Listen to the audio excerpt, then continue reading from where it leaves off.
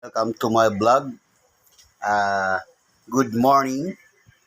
Magluluto po ako ngayon ng munggo, gisadong munggo. Ayan, nahaluan po natin na lalagay yan po yung mga ricado, yung kamatis, sibuyas, siling haba, saka ampalaya. So, lalagyan ko rin po yan ng alugbati mamaya. So, ito po, mga galing lang din yan dyan sa harapan ng bahay. Ayan, sibuyas.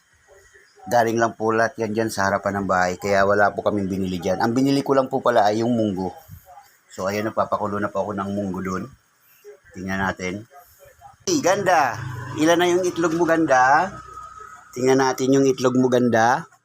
Uy, may itlog na si ganda, oh. Tadlawa. Kuping! Hello! Hunter! So, ayan po, kukuha tayo dun mamaya ng alugbati. Ayan, alugbati mamaya, kukuha po tayo. Tapos ang ihalo po natin dito ay ito. Chicharon na putok batok. Binili ko po sa palengke. 55 pesos, 75 pesos. Ayan, masarap po yan sa munggo. Ganito po ako. Nilagay ko ng sibuyas, bawang, kamatis.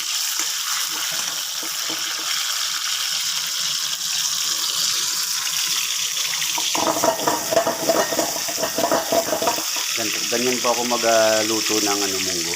Tapos pag nagisa ko na po yan, ibubuhos ko na sa munggo. So, ilagay ko na po itong pork cubes. Pork ben at chicken cubes. Kahit ano, depende po sa gusto nyo kung anong gusto nyo ilagay sa munggo. Yung pampalasa.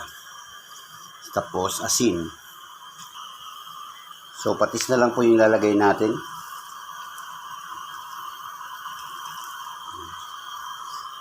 Depende po yan kung sa panlasa nyo kung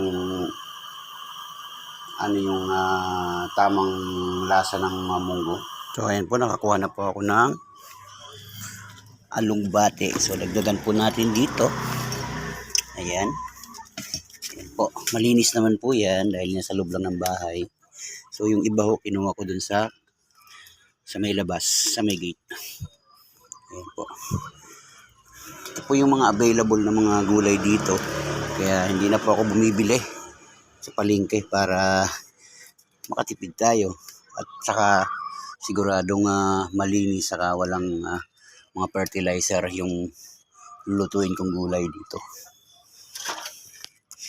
Ayan po. Tanim po tayo sa harapan ng bahay.